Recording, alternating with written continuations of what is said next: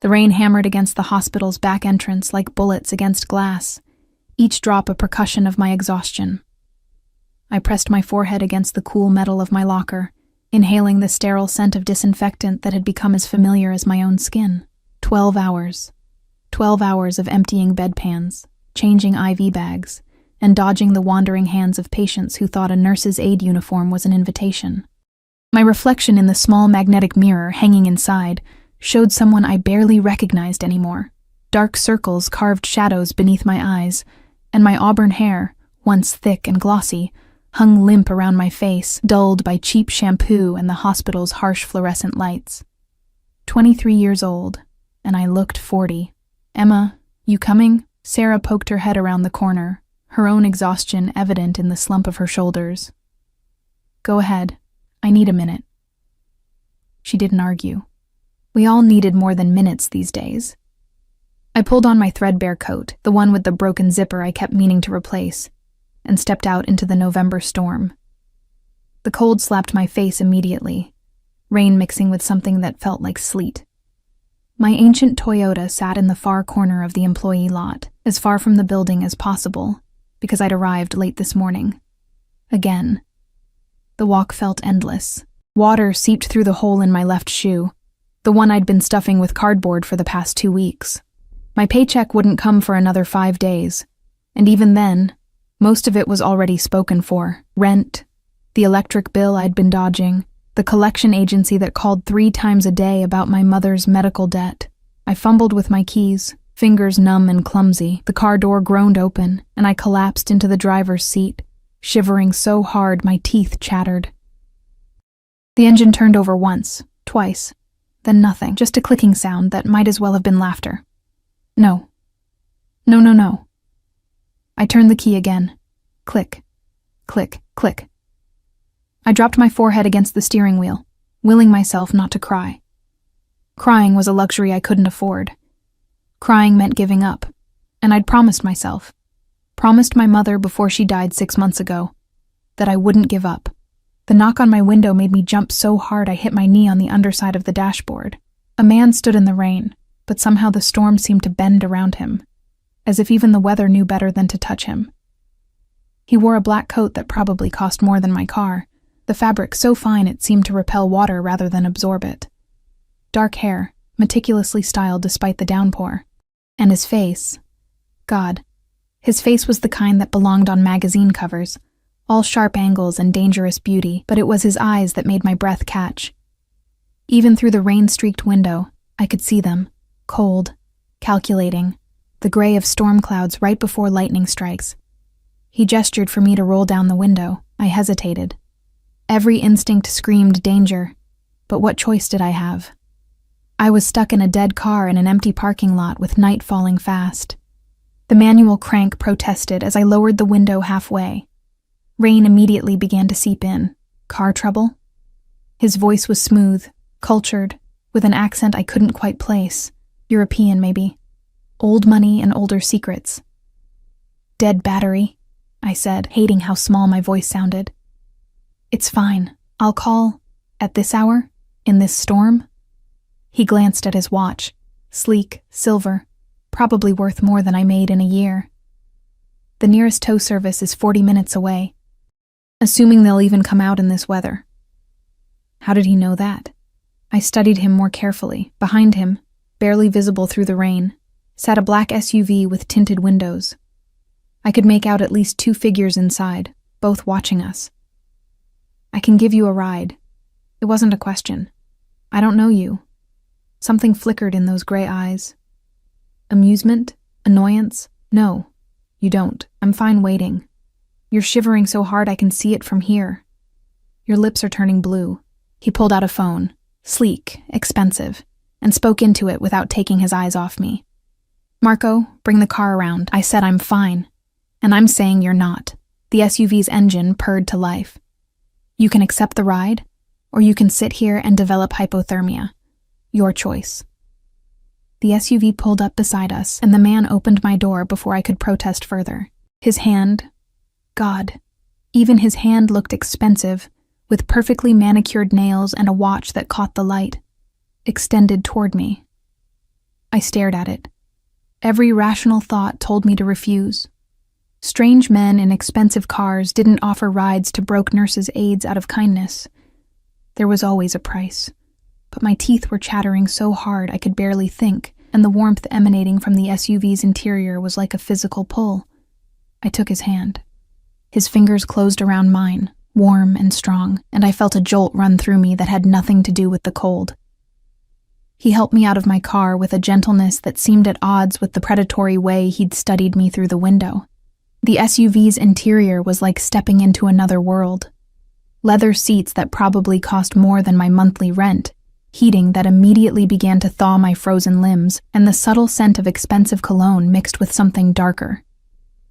Danger, maybe. Or power. I slid into the back seat, and he followed, settling beside me with the casual grace of someone accustomed to people moving out of his way.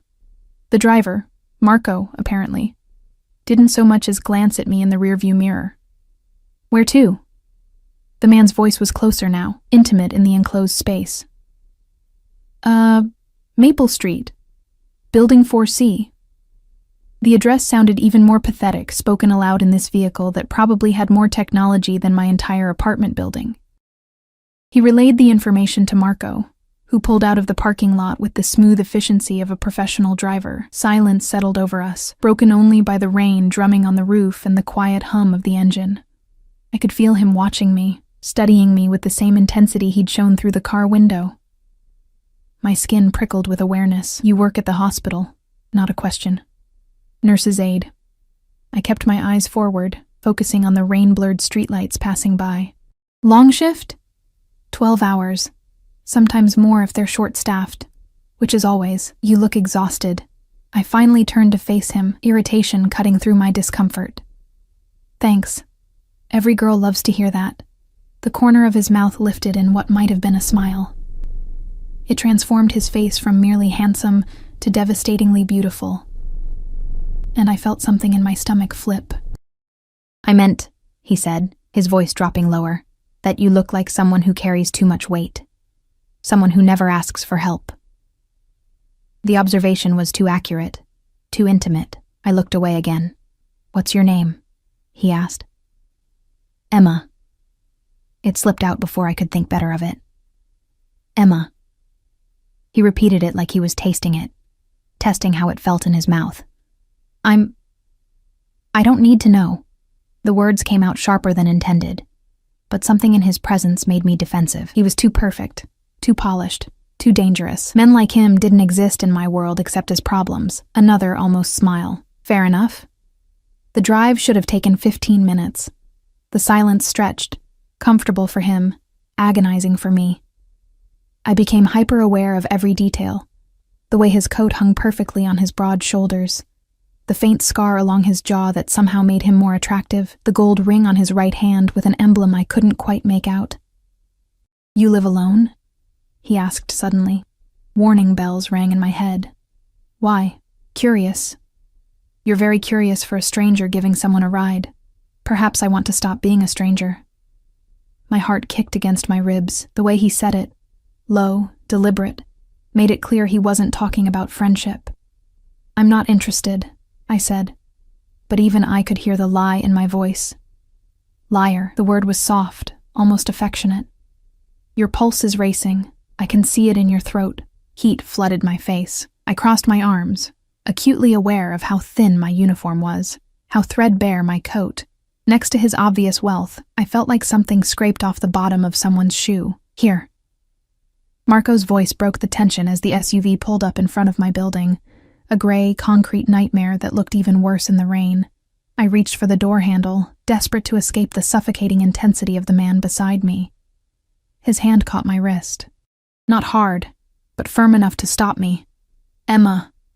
I froze, every nerve ending aware of where his skin touched mine. Take this.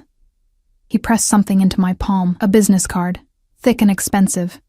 No name, just a phone number embossed in silver, in case your car needs more than a jump start. I should have refused, should have thrown it back at him and run into my building without looking back. Instead, I closed my fingers around it. Thank you for the ride. It was my pleasure. The way he said pleasure made it sound obscene. I practically threw myself out of the SUV, rain immediately soaking through my coat again. I didn't look back as I ran for the building's entrance, fumbling with my keys, heart pounding so hard I thought it might burst through my chest. Inside, I leaned against the wall of the dingy lobby, catching my breath. The business card felt like it was burning a hole in my palm. This was stupid. Dangerous. He was clearly someone important, someone powerful, someone way out of my league. Nothing good could come from whatever interest he'd shown. I should throw the card away. I climbed the 4 flights to my apartment. The elevator had been broken for months, and let myself into the tiny studio that constituted my entire world. The space was barely big enough for a bed, a kitchenette, and a bathroom with a shower that only worked if you hit it just right. I dropped my bag on the floor and collapsed onto the bed, still wearing my wet clothes. The card sat in my hand, the silver number catching the light from the street lamp outside my window. My phone buzzed. A text from the collection agency. Another threat about my mother's medical bills. I looked at the card again. This was insane. I didn't even know his name. But God. When was the last time someone had looked at me like that?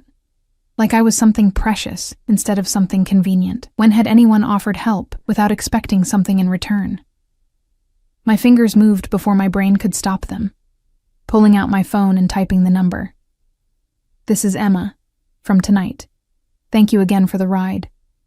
I hit send before I could change my mind. The response came within seconds. I know who you are, Emma. The question is, do you know who I am? My breath caught. There was something ominous in those words, something that should have terrified me. Another message followed immediately. Have dinner with me tomorrow night. I'll send a car at 7. I stared at the screen, my heart hammering. This was a bad idea. Every instinct I had screamed warning. But instinct hadn't kept the lights on. Instinct hadn't paid my mother's hospital bills, or put food in my refrigerator, or fixed the hole in my shoe. Maybe it was time to stop listening to instinct. Okay, I typed. His response was a single word that made my stomach drop and soar simultaneously. Good. I spent the entire next day in a state of anxious anticipation that made my hands shake every time I checked my phone. My shift at the hospital dragged endlessly, bedpans and vital signs blurring together in a haze of distraction. Sarah noticed, of course. You look different, she said during our lunch break in the depressing staff room that smelled perpetually of burnt coffee and disappointment.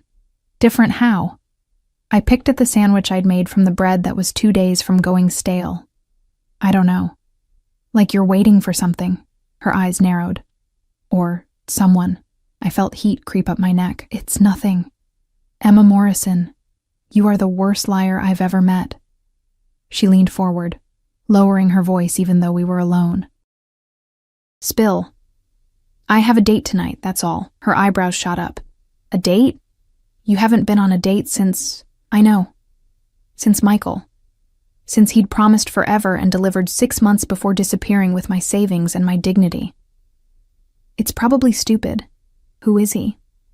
I don't actually know. Sarah's expression shifted from curious to concerned. What do you mean you don't know? I mean, he gave me a ride last night when my car died. He was... different. And now we're having dinner. Emma, that's insane. He could be anyone. A serial killer. A chance, I interrupted, surprising myself with the firmness in my voice. He could be a chance at something different, even if it's just for one night. She studied me for a long moment, then sighed. Wear something that makes you feel powerful. And text me every hour or I'm calling the police.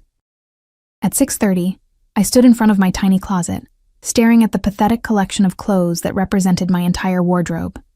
I owned exactly 3 dresses, all purchased from thrift stores. One had a stain I'd never been able to remove. One was too tight. And the last, a simple black dress with a modest neckline, was the only option. I slipped it on, studying my reflection in the cracked mirror hanging on the bathroom door. The dress hugged curves I'd forgotten I had, but it was also obviously cheap. The fabric was thin, the hem slightly uneven. Next to whatever designer perfection he probably expected, I'd look like a child playing dress-up. My phone buzzed at precisely 7 o'clock. The car is downstairs. I grabbed my coat. the same threadbare one from last night, and made my way down the 4 flights of stairs on shaking legs. What was I doing? This was madness. I should turn around, text him some excuse, hide in my apartment until this moment of insanity passed. But I didn't. The SUV waited at the curb, sleek and black and utterly out of place on my shabby street. Marco stood beside the rear door, his expression carefully neutral as he opened it for me. "Good evening, Miss Morrison." The use of my last name sent a chill through me. I hadn't told them my last name.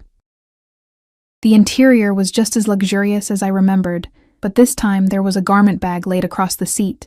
Marco gestured to it as I climbed in. "Mr. Antonov thought you might want options," he said simply before closing the door. Mr. Antonov. So now I had a name. My hands trembled as I unzipped the bag. Inside hung a dress that made my throat go dry.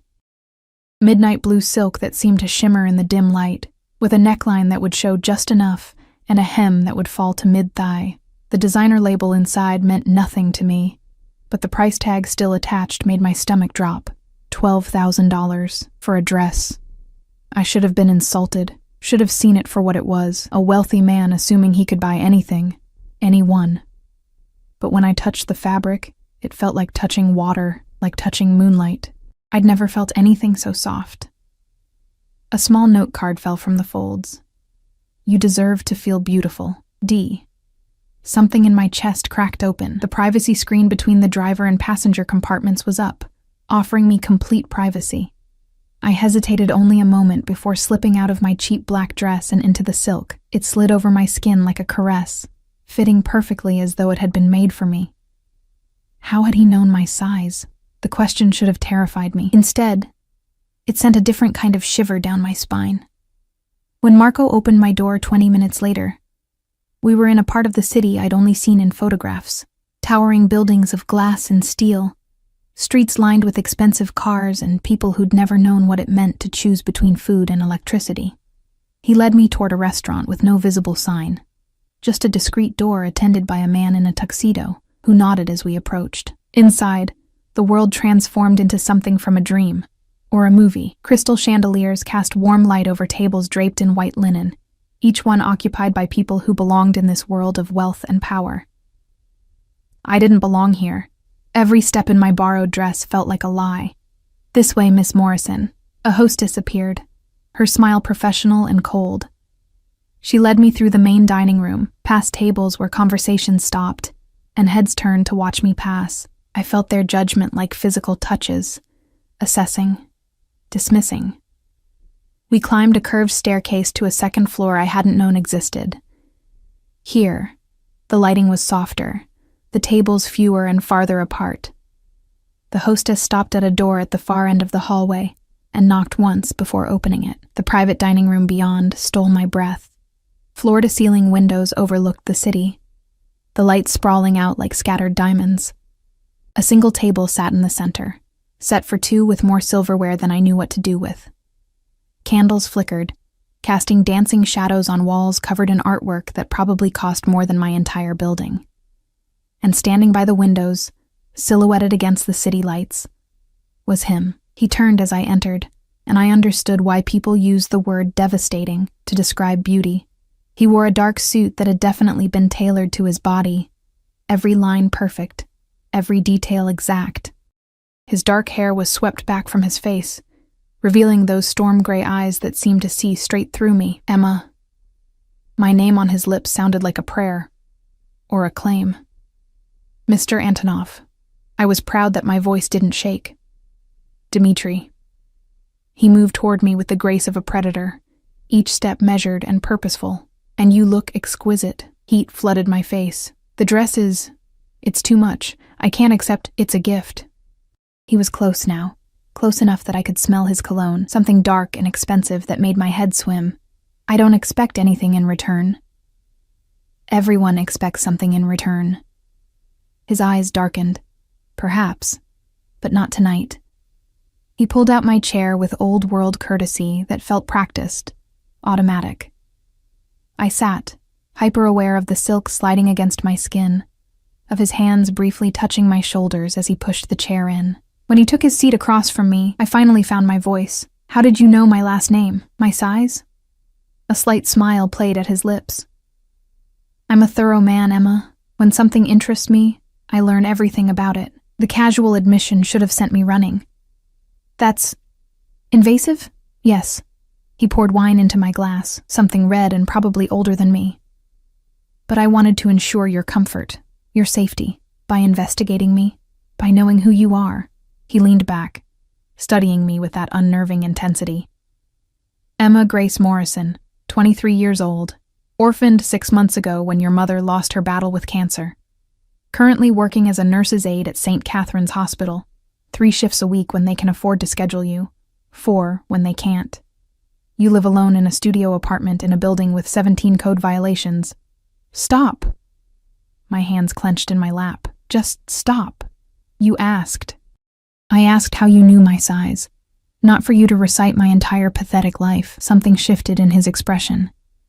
He leaned forward, elbows on the table, the candlelight catching the gold of his ring. There is nothing pathetic about survival, Emma. Nothing pathetic about working yourself to exhaustion to honor your mother's memory by paying debts that aren't legally yours to pay. My breath caught. How do you... I know that you send half of every paycheck to collection agencies for medical bills that should have been written off. I know that you haven't bought new shoes in 8 months despite the hole in your left one. I know that you eat once a day so you can keep the electricity on.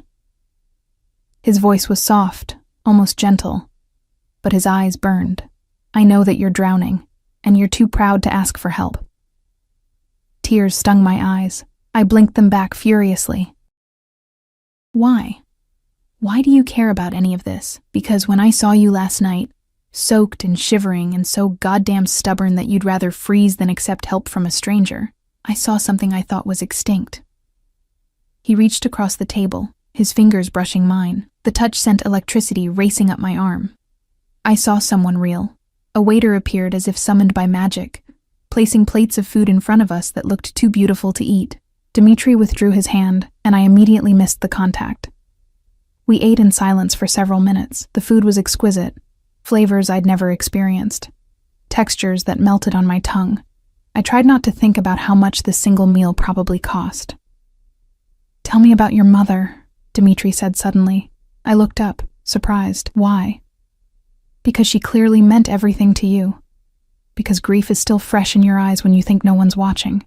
I set down my fork, my appetite suddenly gone. She was everything. Strong, stubborn. She worked 3 jobs to put me through high school, to make sure I had opportunities she never did. The words came easier than expected. When she got sick, she made me promise I wouldn't give up, wouldn't let the world beat me down, and the debts.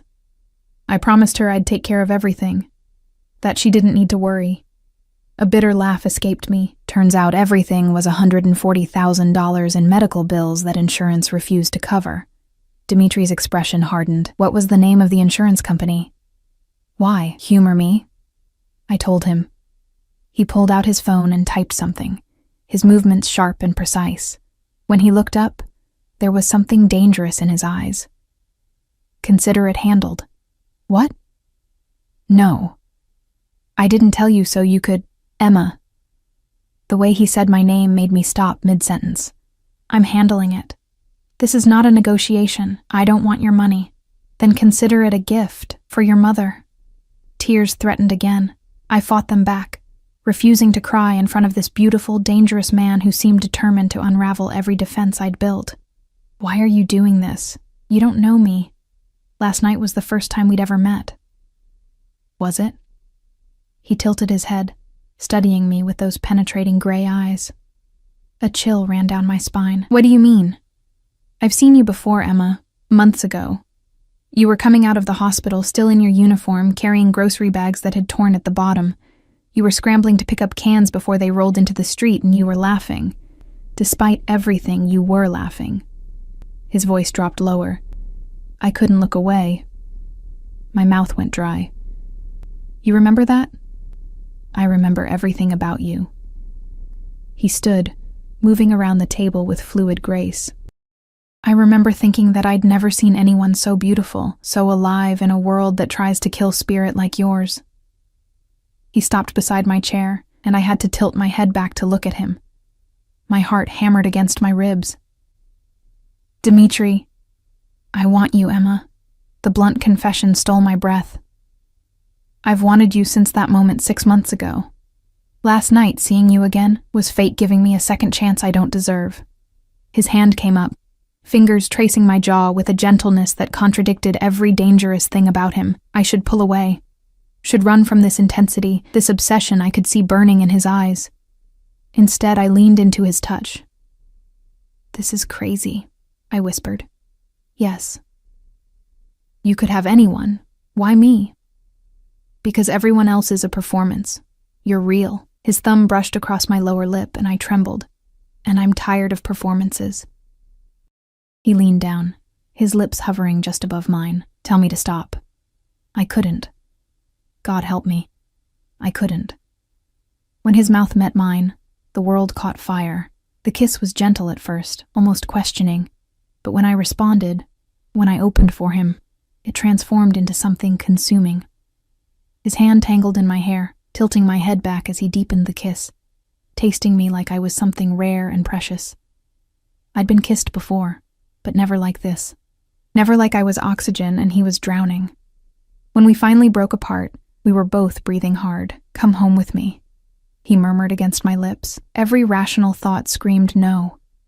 This was too fast, too intense, too dangerous. But I was so tired of being rational. So tired of being careful and safe and alone. Yes. The drive to his home, if you could call it that, took us out of the city and into the hills where the wealthy built their fortresses away from the world they ruled. Marco drove in silence while Dimitri sat beside me in the back, his hand possessively wrapped around mine, thumb tracing circles on my palm that sent shivers through my entire body. I should have been terrified, should have questioned the wisdom of going home with a man I'd known for less than 24 hours, but rational thought had abandoned me the moment his lips touched mine. The SUV turned through gates that opened automatically, rolling up a private drive lined with trees that blocked any view from the road. When the house came into view, my breath caught. It wasn't a house. It was an estate, all stone and glass and modern architecture that somehow managed to look both welcoming and intimidating. Lights glowed from within, casting golden rectangles across manicured lawns. I counted at least 3 other vehicles parked in the circular drive, all black, all expensive. "You live here alone?" The question escaped before I could stop it. "I have security. Staff." His voice was casual, but there was an edge to it. "But my private quarters are exactly that. Private." Marco opened my door, and Dimitri helped me out with the same careful courtesy he'd shown at the restaurant. 2 men in dark suits stood near the entrance, their postures alert, eyes scanning constantly. They nodded respectfully as we approached, but I noticed how their gazes lingered on me, assessing, cataloging. Inside was even more impressive. Marble floors, artwork that belonged in museums, and a sweeping staircase that curved up to a second floor, but Dimitri didn't give me time to gawk. His hand pressed against the small of my back, guiding me past the public spaces toward a private elevator hidden behind a panel that blended seamlessly with the wall. "This goes directly to my quarters," he explained, pressing his palm against a scanner. The doors slid open with a soft whisper. "No one has access without my explicit permission." We stepped inside, and the moment the doors closed, the air between us changed. Charged. Dimitri turned to me, and the hunger in his eyes made my knees weak. "Last chance, Emma." His voice was rough. "If you want to leave, tell me now. Because once I have you, I won't want to let you go." The warning should have sent me running. Instead, it sent heat pooling low in my belly. "I'm not leaving." Something predatory flashed across his face. He backed me against the elevator wall, his body caging mine, hands braced on either side of my head. "Do you understand what you're agreeing to?" "No," I admitted breathlessly, "but I want to find out." His mouth crashed down on mine. And this kiss was nothing like the one at the restaurant. This was claiming, possessing, a storm of need that left me gasping. His hands were everywhere, tangling in my hair, sliding down my sides, gripping my hips and pulling me against him so I could feel exactly how much he wanted me. The elevator dinged, doors opening, but neither of us moved for a long moment. When he finally pulled back, his eyes were almost black with desire. Bedroom. Now. He led me through a living space that was all clean lines and expensive taste, but I barely registered any of it. My entire focus was on the man whose hand gripped mine like a lifeline, who looked at me like I was something he'd been searching for his entire life. His bedroom was massive, all dark wood and charcoal gray, with floor-to-ceiling windows that overlooked the city lights far below. A king-sized bed dominated the space, covered in what looked like silk sheets. Dmitri released my hand and moved to pour 2 glasses of amber liquid from a crystal decanter. He handed me one, our fingers brushing in the exchange. Drink. You're shaking. I was. Not from fear, but from want so intense it scared me. I sipped the liquor, whiskey, smooth and expensive, and felt warmth spread through my chest. Better? He asked. A little. He set his glass down and moved behind me, and I felt his fingers at the zipper of my dress. May I? My nod was barely perceptible. The zipper descended with agonizing slowness, his knuckles brushing my spine and leaving fire in their wake.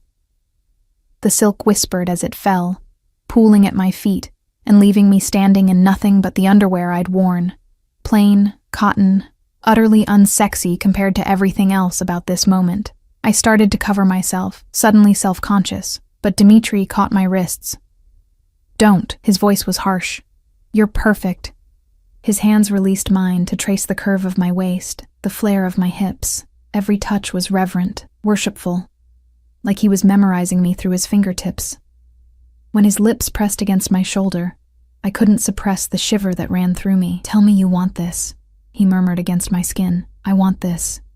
Tell me you want me. I want you. The admission came easier than expected. God, Dmitri, I want you so much it terrifies me. He turned me to face him, and what I saw in his eyes stole my breath. Not just desire, but something darker, more intense. Obsession.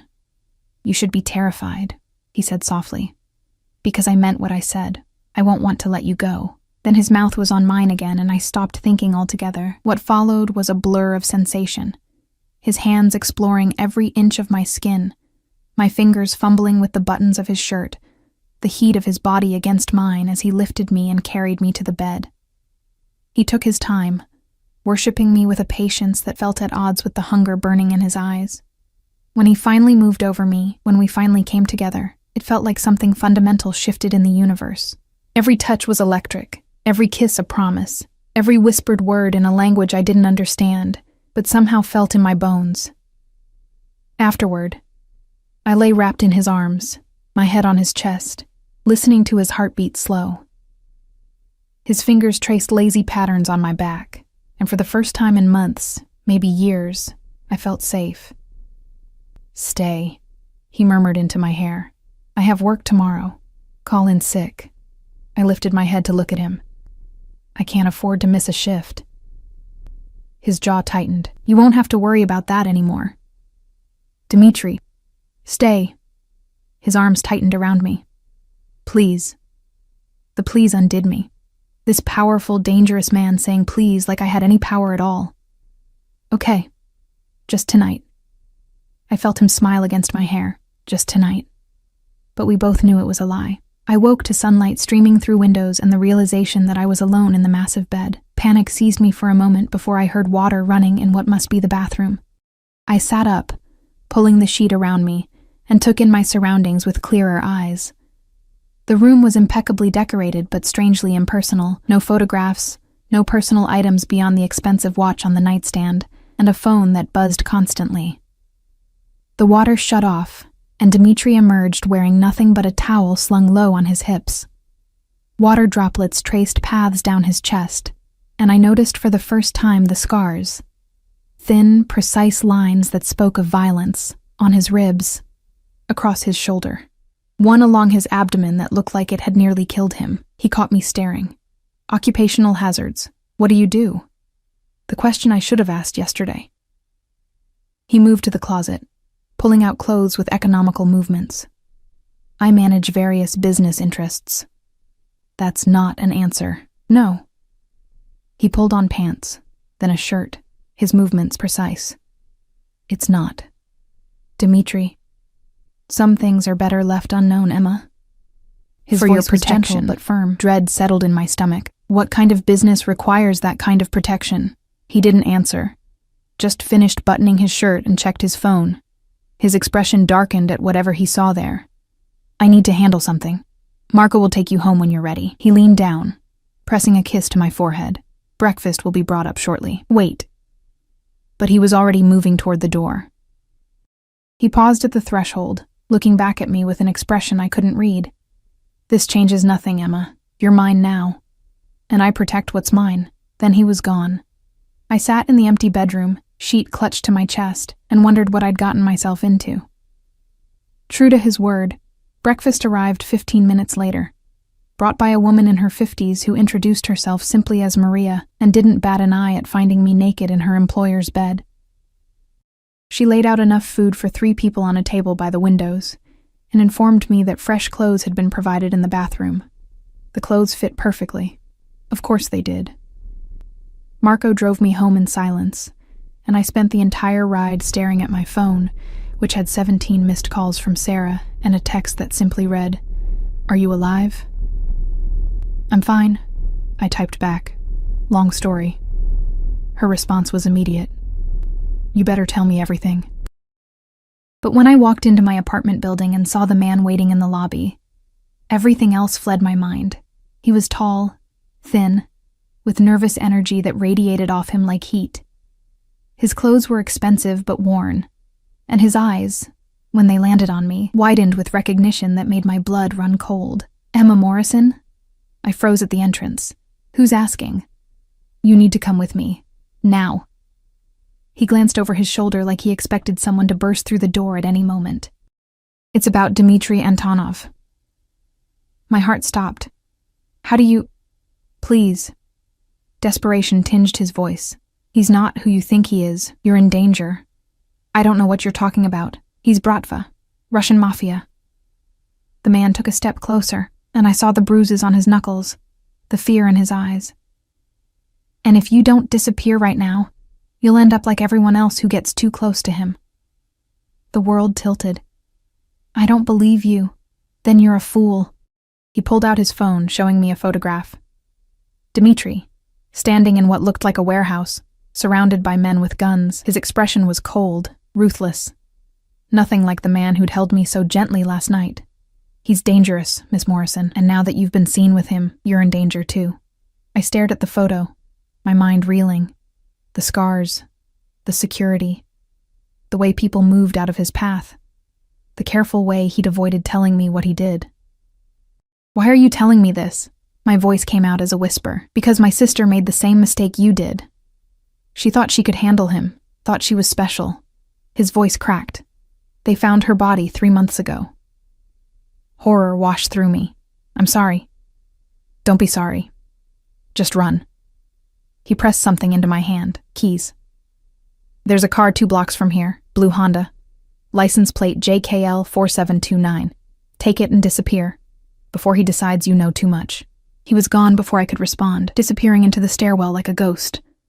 I stood frozen in the lobby, keys digging into my palm, mind racing. This couldn't be real. Dmitri was... what? A criminal? A murderer? But the man's fear had been real. The photo had been real. I climbed the stairs to my apartment on autopilot, unlocked my door, and stopped dead. Someone had been here. Nothing was obviously disturbed, but I knew, the way I always knew when something was wrong. Item slightly out of place, a smell that didn't belong, cologne. His cologne. On my kitchen counter sat a small box wrapped in silver paper. My hands shook as I opened it. Inside was a phone, sleek, expensive, already powered on. A single number was programmed into it. And beneath the phone, a note in elegant handwriting. "For when you need me.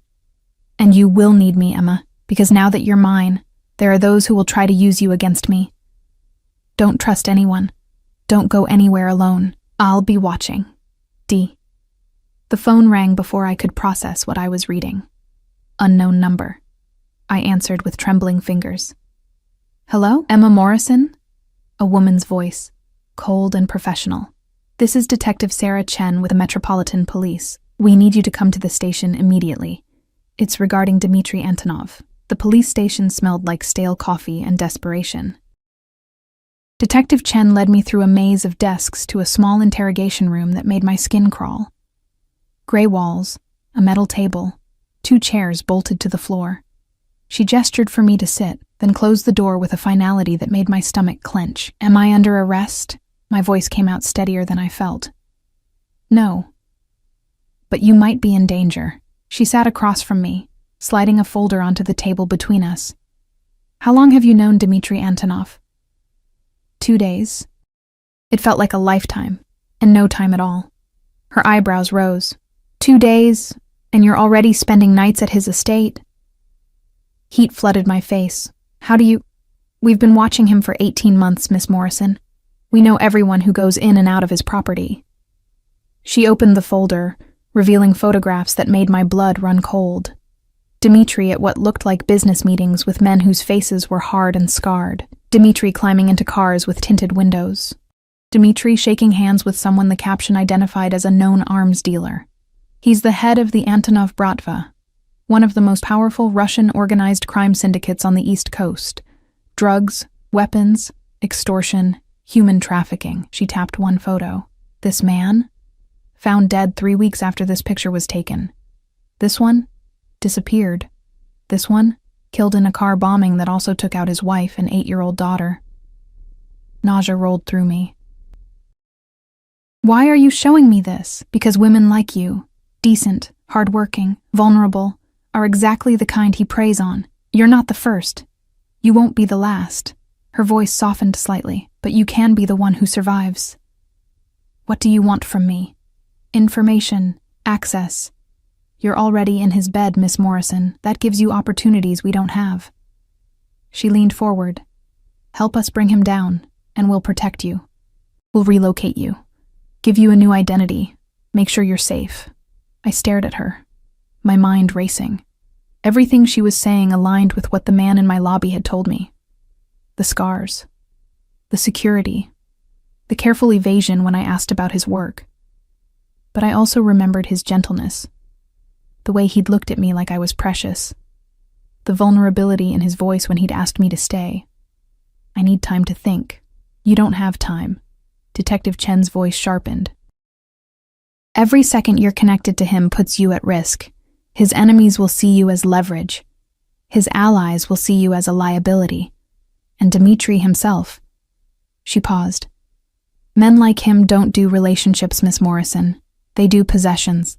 And when he's done with you, or when you become inconvenient, you'll disappear just like the others. I want to leave." I stood on shaking legs. "If you walk out that door without agreeing to help us, we can't protect you." Then I guess I'll protect myself." I made it 3 blocks from the station before the phone Dmitry had given me rang. I stared at it for 2 rings before answering. "Emma." His voice was rough, urgent. "Where are you?" "Walking home from the police station." No point in lying. Silence. Then, what did they want? "To warn me about you. To recruit me to spy on you." I stopped walking, pressing my back against a building. "To tell me I'm going to end up dead if I don't run." "Are you going to run?" The question was soft, almost vulnerable. "I don't know." "Are you going to kill me?" "Jesus, Emma." He swore in Russian, the words harsh and musical. "Never. I would never hurt you." "But you hurt other people." It wasn't a question. Another pause. "Yes." The admission should have terrified me. Instead, I felt an odd sense of relief at his honesty. "I need to see you," he said. "Face to face. There are things you need to understand. I'm not coming back to your house. Then I'll come to you. 10 minutes. He hung up before I could protest. I made it back to my apartment in 8 minutes, my mind whirling. I should run. Should take the stranger's keys and disappear like he'd suggested. Should accept Detective Chen's offer of protection. But I did none of those things. Instead, I paced my tiny apartment, waiting for a man who terrified and attracted me in equal measure. The knock came exactly 10 minutes after he'd hung up. I opened the door to find Dmitry alone. No Marco, no security detail. Just him in dark jeans and a leather jacket that made him look younger, more dangerous. You came alone. I stepped back to let him enter. I told you. You're safe with me. He moved into my apartment, looking absurdly large in the cramped space.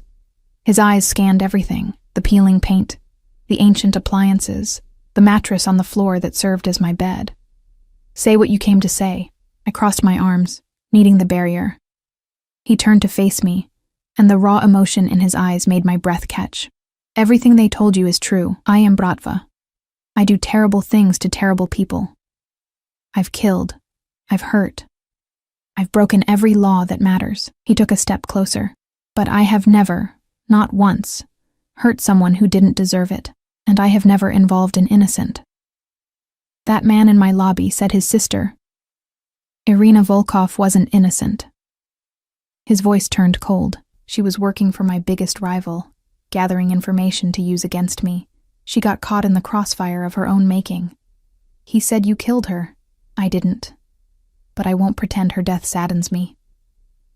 He closed the distance between us, his hands coming up to frame my face. This world I live in, Emma, it's brutal. It's violent. But it has rules, and I follow them. I don't hurt women. I don't hurt children. I don't involve civilians unless they choose to be involved. And what am I? My voice cracked. What choice did I have in any of this? Every choice. His thumbs stroked my cheeks. You could have refused the ride, refused the dinner, refused to come home with me. At every step, you chose to be here. Because I didn't know. You knew something was different about me. You knew I was dangerous. You felt it from the moment I knocked on your car window. His eyes searched mine, but you came anyway. Why? I wanted to lie, to tell him it was desperation or stupidity or anything but the truth. But something about his gaze demanded honesty. Because when you look at me, I feel seen. For the first time in my life, I feel like I matter to someone. His expression crumbled. He pulled me against him, burying his face in my hair. You matter, Emma. God, you have no idea how much you matter. We stood like that for a long moment, wrapped around each other in my pathetic apartment while the world waited outside to tear us apart. I can't be involved in your world, I whispered against his chest. I can't be part of that violence. You won't be. I'll keep you separate. Safe. His arms tightened. But I need you to understand something. Now that my enemies know about you, they'll try to use you against me. That's not a threat. That's reality. I pulled back to look at him. So what do? You let me protect you. You trust that I know how to keep you safe. His hand came up to cup my face again. And you decide if what we have is worth the risk. Before I could answer, his phone buzzed. He checked it, and his entire demeanor changed, shoulders tensing, jaw clenching, eyes going cold and hard. What is it? Stay here. Lock the door. Don't open it for anyone but me. He was already moving toward the door. Dimitri, wait! He turned back, pulled me into a bruising kiss, then released me just as abruptly. I'll explain everything, I promise. But right now, I need to handle something. Is it about me? About the police? It's about someone who thinks they can take what's mine. The predatory look in his eyes made me shiver. They're about to learn otherwise. He left, and I locked the door behind him with shaking hands. I lasted 20 minutes before curiosity and worry won out over caution. I grabbed my coat and headed out, ignoring the voice in my head screaming that this was stupid. The blue Honda was where the stranger said it would be. The keys worked. I sat in the driver's seat, hands on the wheel, heart pounding. I could leave. Right now. Drive away from Dimitri and his dangerous world and never look back, but even as I thought it, I knew I wouldn't. Instead, I drove toward his estate, toward the danger, toward the man who'd somehow become essential to me in less than 48 hours. The gates were open when I arrived. Never a good sign. I parked outside and approached on foot, my heart in my throat. Voices carried from inside, raised in anger. Russian phrases I couldn't understand punctuated by English words that made my blood run cold. Betrayal, punishment, example. I should have left. Should have run back to the car and disappeared like everyone kept telling me to. But then I heard Dimitri's voice, cold and controlled and absolutely terrifying. "You touched what's mine. There are consequences." A gunshot cracked through the air. I ran. I burst through the entrance to find a scene from a nightmare. Dmitri stood in the center of his pristine living room, gun in hand, surrounded by his security team. On the floor, bleeding from the shoulder, was the man from my lobby, the one who'd warned me to run, Emma. Dmitri's voice was flat, emotionless. "I told you to stay home. You shot him." I couldn't look away from the blood spreading across the marble floor. "He broke into your apartment, planted listening devices, tried to turn you against me." Dmitri's eyes were like ice. "He's lucky I only shot his shoulder." The wounded man laughed, the sound wet and pained. "She'll never be safe with you, Antonov. They'll keep coming. They'll use her until there's nothing left." Dmitri moved faster than I could follow. The gun pressed against the man's temple. "Say one more word about her, and I'll forget my rules about quick deaths." "Stop!" My voice cracked. "Please, just stop." Dmitri's finger was on the trigger. The man was seconds from death, and I was the only thing standing between them. "He's not worth it," I said, forcing my voice steady. "He's already beaten. You've already won." For a long moment, nothing moved. Then, slowly, Dmitri lowered the gun. "Get him out of my sight," he told his men. "Make sure he understands what happens if he comes near her again." They dragged the man away, leaving a trail of blood across the perfect floors. Dmitri turned to me, and the transformation was shocking. The cold killer melted away, replaced by something raw and desperate. "You shouldn't be here. I know. You should have run when you had the chance." "I know." He crossed the distance between us, his hands shaking as they came up to cup my face. "Why didn't you?" I looked into his eyes, storm gray and filled with something that looked like anguish, and told him the truth that terrified me more than any gun, "Because I think I'm falling in love with you." His kiss was desperate, claiming, a brand that marked me as his in ways that had nothing to do with possession and everything to do with surrender. When we broke apart, both breathing hard, he pressed his forehead to mine. "Then God help us both, Emma, because I fell the moment I saw you laughing in the rain." Outside, sirens began to wail in the distance. "We need to leave," one of his men said from the doorway. "The police are coming." Dmitri looked at me, and in his eyes, I saw the question he was too afraid to ask. I took his hand. "Where you go, I go."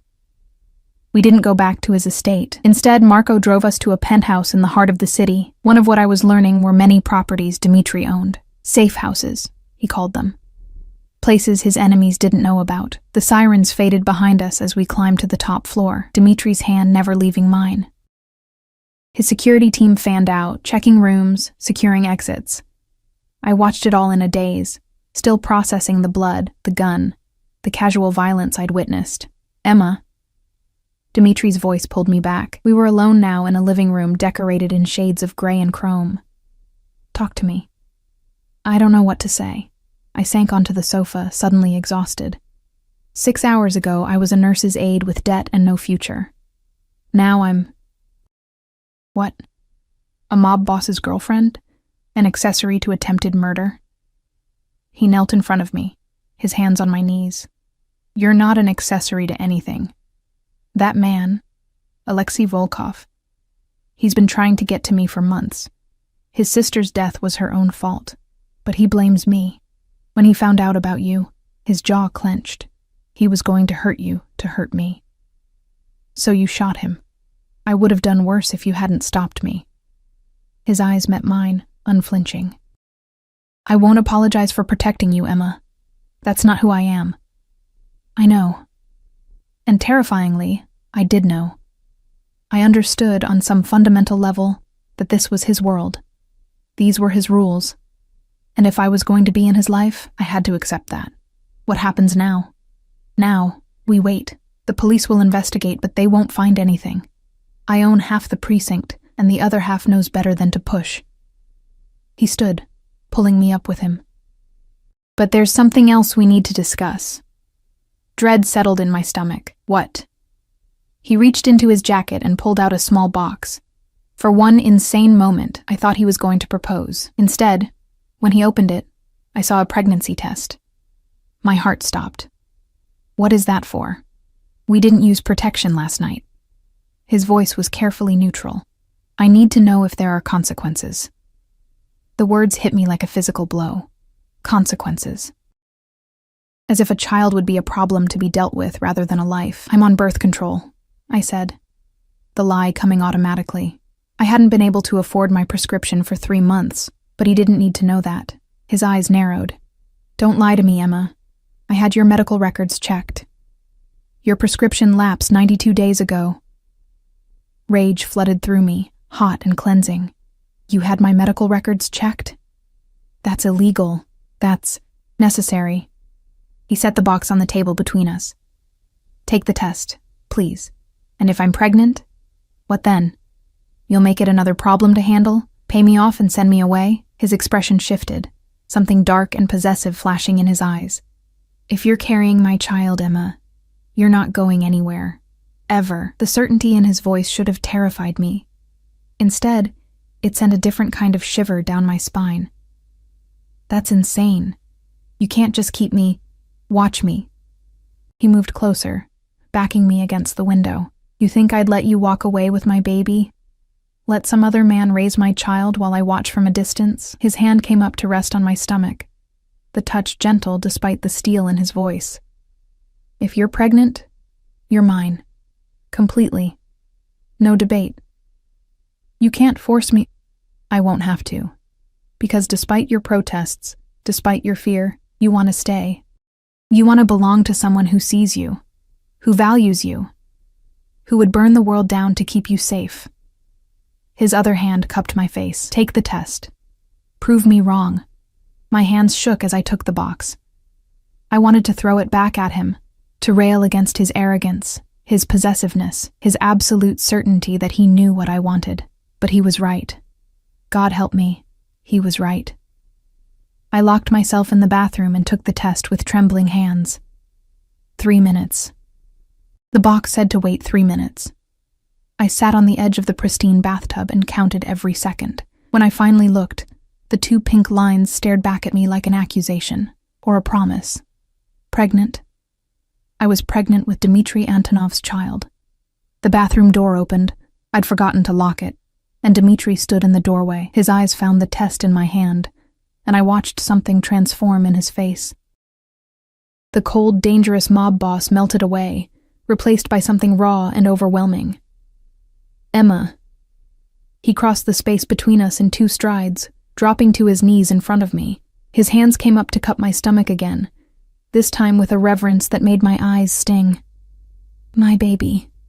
You're carrying my baby. I don't know if I can do this. The admission tore out of me. I don't know if I can be with someone who solves problems with guns, who lives in a world where people get shot for revenge, where our child would grow up surrounded by violence. Our child will grow up protected, loved, wanting for nothing. His forehead pressed against my stomach, his voice muffled. I know I'm not a good man, Emma. I know I've done terrible things, but I would die before I let any harm come to you or this baby. Tears spilled down my cheeks. What kind of life is that? Always looking over your shoulder, always afraid. Then I'll leave. The words were so quiet I almost didn't hear them. I stared down at him. What? He looked up, and the emotion in his eyes nearly undid me. If being with me puts you in danger, if it means our child grows up afraid, then I'll leave. I'll disappear. I'll send you money, make sure you're taken care of, but I'll stay away. His voice cracked. I'll give you up if that's what keeps you safe. You don't mean that. I've never meant anything more. His hands tightened on my hips. But before I do, I'm begging you to give me a chance. Let me prove that I can keep you safe, that I can be the man you need me to be. I looked down at this powerful, dangerous man kneeling before me, offering to give up everything for my safety, and felt something shift in my chest. This wasn't just obsession or possession. This was love, broken and desperate and real. 3 months, I heard myself say. What? Give me 3 months. 3 months to see if this can work, if we can build something real in your world. My hands came up to thread through his hair. But if I feel unsafe, if I think our child is in danger, I walk away, and you let me. Done. He surged up, capturing my mouth in a kiss that tasted like relief and desperation and promise. When he pulled back, his hand returned to my stomach. 3 months to prove I can be yours. That we can have this. The next 12 weeks were the strangest of my life. Dmitri kept his word. I saw none of his business, none of the violence that I knew existed just beneath the surface of his carefully constructed life. Instead, I saw doctor's appointments at private clinics where no questions were asked. I saw gentle hands on my growing stomach, reading pregnancy books in Russian and English. I saw a man who'd built an empire on fear learning to build a nursery with his own hands. He moved me out of my apartment and into the penthouse, surrounding me with security that felt less like imprisonment and more like protection. Maria became a constant presence, teaching me Russian phrases and showing me pictures of Dmitri as a child, a serious boy with storm-gray eyes who'd already seen too much. I learned about his past in pieces. An orphan at 8 when his parents were killed in a rival's attack, raised by an uncle who taught him the brutal mathematics of survival. Building his own organization from nothing, ruling through intelligence and ruthless efficiency rather than mindless violence. "I'm not a good man," he told me one night as we lay in bed, his hand splayed across my stomach where our baby grew. "But I'm trying to be better, for you, for our child." Sarah visited once, her eyes wide as she took in the penthouse, the security, the evidence of wealth beyond anything we'd imagined. "Are you happy?" she asked when we were alone. I thought about it, really thought about it. About morning sickness while Dmitri held my hair back, about falling asleep to Russian lullabies he sang off-key, about the way he looked at me like I was the center of his universe. "Yes," I said, "I think I am." But happiness in Dmitri's world came with a price. 2 months into our arrangement, I woke to find him gone, and Marco standing guard outside our bedroom door. "Where is he?" "Handling business, Miss Morrison. He'll be back soon." But soon turned into hours, and hours into a full day. My calls went to voicemail, my texts unanswered. When he finally came home at 2 a.m, there was blood on his shirt, and a hardness in his eyes I hadn't seen since the night he shot Alexei. "Don't ask," he said when he saw me waiting. "Please, Emma, don't ask." But I didn't have to ask. I could see it in the set of his shoulders, the way his hands shook slightly as he poured himself a drink. Someone had died tonight, maybe multiple someones. "Is it over?" My voice was quiet. "For now." "And next time?" "There's always a next time." He drained his glass, poured another. "This is my world, Emma. This is what I am." I crossed the room and took the glass from his hand, setting it aside. Then I pulled him down to me, wrapping my arms around him despite the blood, despite the violence he'd committed, despite everything. Then we handle it together. His arms came around me, holding me so tight I could barely breathe. "I don't deserve you. Probably not." I pulled back to look at him. "But you're stuck with me anyway." 3 months to the day after I'd taken that pregnancy test, Dmitri took me back to the restaurant where we'd had our first date. The same private room, the same view of the city lights, but everything else had changed. I was 4 months pregnant now, my stomach just beginning to show beneath the designer dress he'd insisted I wear. We'd survived attempts by rivals to use me as leverage, survived Detective Chen's increasing pressure to turn informant, survived the constant fear that came with loving a dangerous man. "I have something for you," Dmitri said, as dessert was cleared away. He pulled out a velvet box, and this time when he opened it, I saw a ring. Not ostentatious or showy, but beautiful, a single diamond surrounded by smaller stones that caught the candlelight. "I know I don't deserve you," he said, his voice rougher than usual. "I know I'm not the man you should have chosen, but you're mine, Emma, you and our baby, and I want the world to know it." He dropped to one knee beside my chair. "Marry me. Make me the luckiest bastard alive." I should have asked for more time, should have demanded guarantees he couldn't give, should have been practical and cautious and smart. Instead, I said yes. The ring slid onto my finger, a perfect fit, and Dmitri pulled me into his arms like he'd never let go. And maybe he wouldn't. Maybe this obsessive, possessive, dangerous love was exactly what we both needed. "I love you," he whispered against my hair. "I'll love you until I draw my last breath." "I love you too." The words came easier now, even though you're absolutely insane. His laugh was warm against my skin. Sanity is overrated. 6 months later, I gave birth to a daughter with storm-gray eyes and a grip that could already wrap Dmitri around her tiny finger. He held her with the same reverence he'd shown my stomach that first night. This powerful man reduced to trembling awe by 7 pounds of screaming infant. "Katerina," he murmured, tracing her perfect features. After my mother, I watched him with our daughter and knew that whatever came next, whatever violence or danger or chaos his world threw at us, we would face it together. This broken, dangerous, perfect family we'd built from nothing. Detective Chen came to the hospital, her expression carefully neutral as she studied the baby sleeping in my arms. "Last chance to cooperate," she said quietly, "to get out before it's too late." I looked at Dmitri standing guard by the window, then at our daughter, then back at Chen. "I'm exactly where I'm supposed to be." She left without another word. 2 years later, I stood in the nursery of our actual home.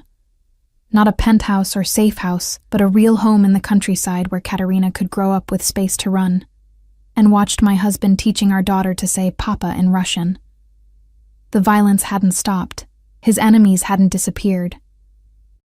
But Dmitri had kept his promise. Our daughter knew nothing of her father's world except his love. I knew nothing except what I chose to see. Was it perfect? No. Was it safe? Probably not. Was it the life I'd imagined for myself that rainy night when my car broke down? Not even close.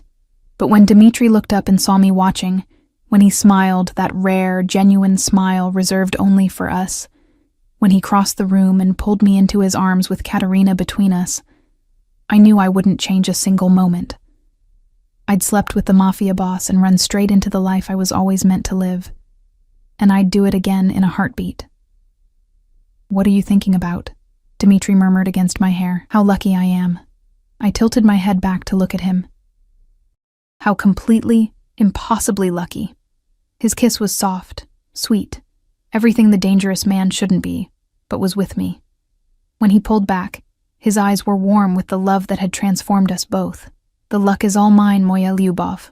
All mine. Outside, the sun set over the property we'd made safe, the family we'd built against all odds, the future we'd claimed despite everyone who said it was impossible. And in that moment, wrapped in the arms of the man who'd seen me when I was invisible, loved me when I was broken, and chosen me when he could have had anyone, I was finally, completely home."